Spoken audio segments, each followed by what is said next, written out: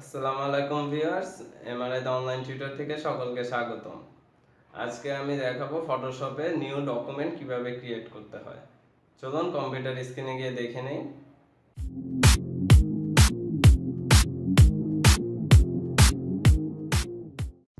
ফটোশপে দুইটা পদ্ধতিতে আপনি নিউ ডকুমেন্ট ক্রিয়েট করতে পারেন। আমি দুইটাই দেখিয়ে দিব ফটোশপে। আমি এখন ফটোশপ ওপেন করব।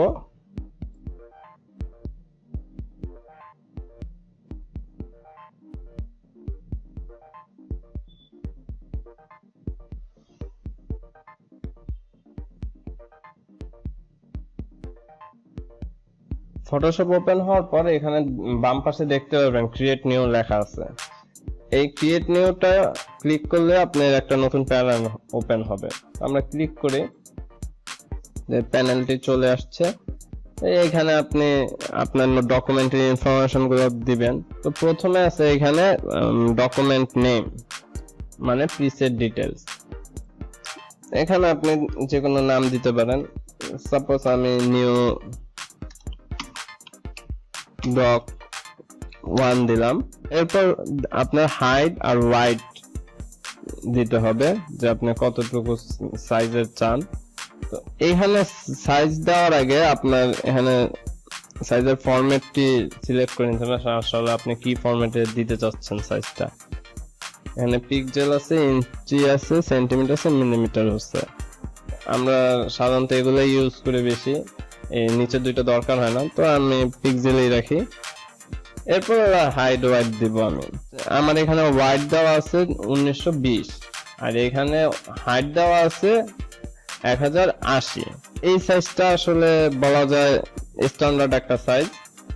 তো এরপর আপনার ওরিয়েন্টেশন দিতে হবে যে আপনি পোর্ট্রেটে ওপেন করতে চাচ্ছেন না ল্যান্ডস্কেপে। তো আমরা এখন ল্যান্ডস্কেপে সিলেক্ট করা আছে, আর আমি যদি পোর্ট্রেট চাই তো পোর্ট্রেট সিলেক্ট করে দেব। তো আমি এখন ল্যান্ডস্কেপেই রাখি। এরপর আপনার রেজুলেশনটা দিতে হবে, আপনি কতটুকু রেজুলেশন ভালো চাচ্ছেন। রেজুলেশনও সেম কাজ করতে হবে। রেজুলেশন দেওয়ার আগে আপনার ফরম্যাটটি ঠিক করে নিতে হবে যে আপনি পিক্সেল ইঞ্চিতে দিতে যাচ্ছেন না পিক্সেল সেন্টিমিটার দিতে যাচ্ছেন। আমি পিক্সেল ইঞ্চিতে দিই। দেওয়ার পর আমি এখানে 300 দিলাম, আপনার যত ইচ্ছা তত দিতে পারেন। এরপর আপনার কালার মুডটা সিলেক্ট করতে হবে, আপনি কি কালার মুডে কাজ করবেন। এখন এখানে আপনার সাধারণত 3টা কালার নিয়ে বেশি কাজ করা পড়ে। একটা হচ্ছে RGB কালার, আর একটা হচ্ছে CMYK কালার, আর একটা হচ্ছে ল্যাপ কালার। ইমেজ এডিট করার ক্ষেত্রে আমরা RGB কালার ইউজ করি, আর CMYK কালার ইউজ করি আমরা কোনো কিছু প্রিন্ট করতে হলে, তখন এই কালারটা দরকার পড়ে আমাদের। আর ল্যাপ কালারটা ইমেজ প্রিন্ট করার জন্য। তো আমি এখন RGB কালারই রাখি। এরপর আপনি এখানে বিট সিলেক্ট করে দিবেন, আপনি কত বিট চাচ্ছেন এটার জন্য, 16 বিট না 32 বিট। আমি 8 বিটই রাখি। এরপর ব্যাকগ্রাউন্ড। তো ব্যাকগ্রাউন্ড কন্টেন্টস আছে আপনার অনেকগুলো ফরম্যাটই আছে। এখানের মধ্যে সবসময় ট্রান্সপারেন্ট রাখাই ভালো। প্রয়োজন অনুযায়ী আপনি পরে ব্যাকগ্রাউন্ড চেঞ্জ করে নিতে পারবেন। এছাড়া কাস্টমে গিয়েও আপনি ব্যাকগ্রাউন্ড ইচ্ছা মতো দিতে পারবেন।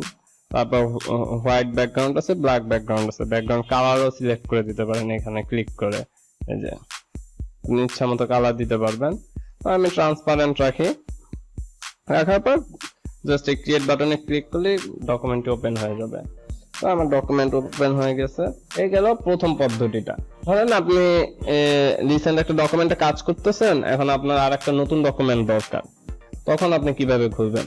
তো আরো একটা নতুন ডকুমেন্ট খোলার জন্য আপনার এই ফাইলে আসতে হবে। ফাইলে এসে ক্লিক করতে হবে। ক্লিক করলে এখানে প্রথম অপশন দেখতে পারবেন, নিউ একটা অপশন আছে। এই অপশনে ক্লিক করলেই আবার আগের মতো প্যানেল চলে আসবে। তারপর কাস্টমাইজ করে জাস্ট ক্রিয়েট বাটনে ক্লিক করলেই নিউ ফাইল ক্রিয়েট হয়ে যাবে। এই দুইটি পদ্ধতিতে ফটোশপে নিউ ডকুমেন্ট খোলা যায়। আমাদের সাথেই থাকুন, সবাই ভালো থাকবেন। আসসালামু আলাইকুম।